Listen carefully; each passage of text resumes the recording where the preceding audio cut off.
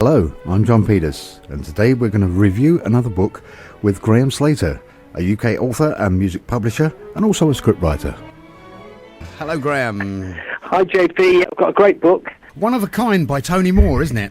That's right, yeah. It's a hardback. He was kind enough to get his publishers over in America to send me a copy. It's a biography or autobiography, really, of a guy who's just over 60. He's had a hell of a life, and it's incredibly interesting. I mean, much of it, he was not orphaned immediately. His mother died, and he was taken into care, and he's been through several orphanages and various foster parents, but ultimately he ended up in what's like a boarding school, which really I think probably affected him, but in many ways it was good for him. He managed to get an apprenticeship, which was 5 years with, I think it was Taylor Woodrow, as an engineer, which really, by the time I got to the end of the book, I can see where that stood him in good stead, because he worked with a company in America and developed a perfume, which is very, very different, and then went on to design gloves for the New York Fire Department, and ultimately then the American GIs. A pair of each of these gloves went into their kit.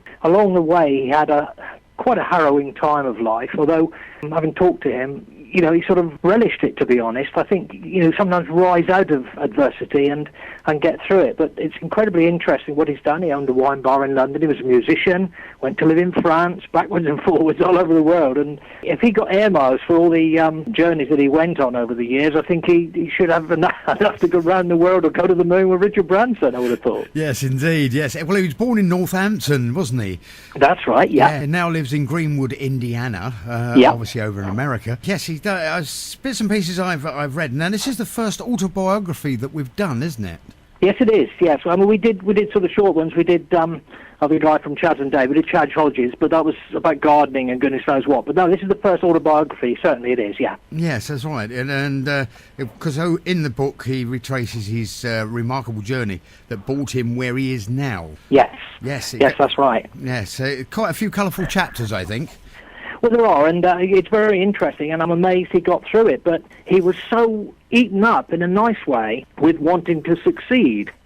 And everything that he did in the book, whilst he succeeded, the success he should have achieved financially and everything else actually blew up in his face and ended up having to fight with the owners of the companies that he was employed by, often not getting a wage rise, despite them agreeing that they would do, and he still carried on working, which a lot of people wouldn't have done for his initial salary. Of course, when he left, each time that he left, the things fell apart, which, you know, is a great indictment of his abilities, if you like. Yes, well, you say things blowing up in his face. Page 84 of the book, which is The Burning Hedge. Oh, yeah.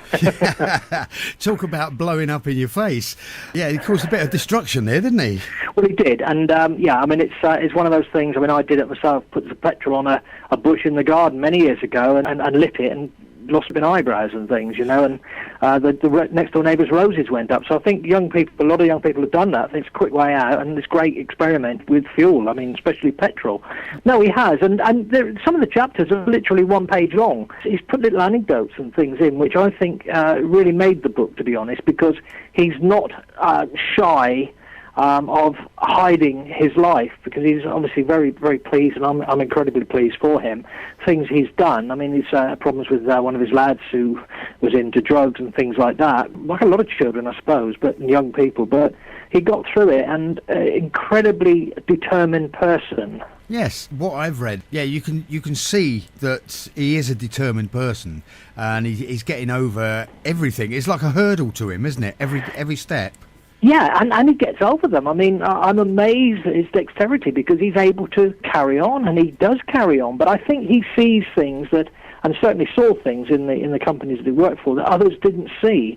It's unfortunate, because I really believe that had either of the major companies, I mean, he worked for a company in Sweden, but the two in America where he developed the perfume and got that out in the market, and the gloves, if those people had actually valued him, then they and he would have been incredibly successful now. And I mean, I'm not saying that he isn't, but I think he would have been a millionaire many times over, as they would. Unfortunately, in both of those cases, they failed to see what his abilities and what he'd done for them. So you've got to understand what you're doing. And he spent a lot of time actually researching everything, even to the bottles in the perfume, getting the bottles right, getting them made cheaper so that they could sell refills, because the original design was a one-off. You buy it and throw it away. And he thought, well, we can sell refills here as well and keep the beautiful design of the bottle, which means it's still seen by the user. And ultimately, they will go and buy a new bottle and continue to buy refills. But they didn't see that. They had ideas and thought, no, we can do this. But the cost of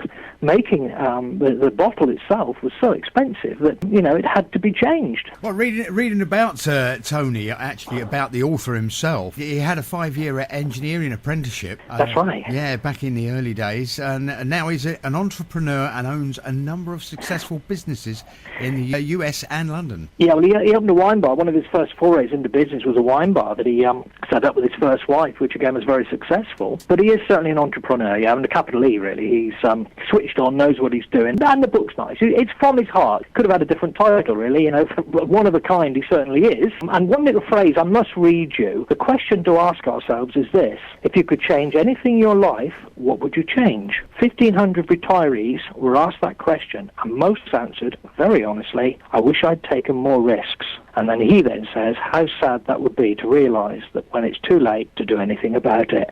And it's true, isn't it? I mean, you take risks, I've taken risks, Tony's certainly taken risks, but it's all part of life. I think if you go for the safe option, you do reach the age when you think, God, I'm on my last laps of my life, and I wish I'd done that. I only wish I'd learnt an instrument. I only wish I'd written a book. I only wish I'd travelled. I only wish this. And it's the journey, as my daughter always says. It's the journey that people should enjoy, not the end result. But if I eventually come to retire and stop all the things I do, and have to look back and think, I wish I'd signed that, I wish I'd done that, I would feel very, very sad. Yes, we all do it, Graham, don't we? We all sort of, even now, and I mean, I'm getting on a bit as well. And, I think, if only I'd done this when I was younger. It affects us all, doesn't it? Of course it does. Really, a lot of things. I mean, when we're young, obviously, again, if we'd set up businesses then, they probably would have been the wrong time, or radio stations or whatever, but they would have been enjoyable. But I think as long as you've got that in your mind, the idea, if I hadn't done that, I wish I had done that, but now you've got the capabilities of doing things, and I think get out there and enjoy it. And it is the journey. It really is. It's life is so great, and anyone can achieve anything if they really want to, but it's the wanting to. And I think if you are that consumed by something you want to do, then you will do it. How successful it will be, who knows? But at least you will achieve it. You'll achieve that option. And this is what Tony has done. And say he's bankrupted and lost his house and pleaded. The church helped him out. And he had a lot of, premonitions, dreams of his future, which when things did turn out well, he realised that what he had imagined, dreamt, whatever, as a vision, whatever it was telling him that it would be okay. But he didn't interpret it at that time. It was later when he realised what he had seen 3 months, 6 months earlier, that actually was where he was going to be. But I'd say to any of your listeners, anywhere in the world there, that if you've got an idea and you want to do something, get up and do it, because you only get one chance at something. That's very true, Graham, very true. Well, one of a kind, it's by Tony Moore. It's in a hardback, isn't it?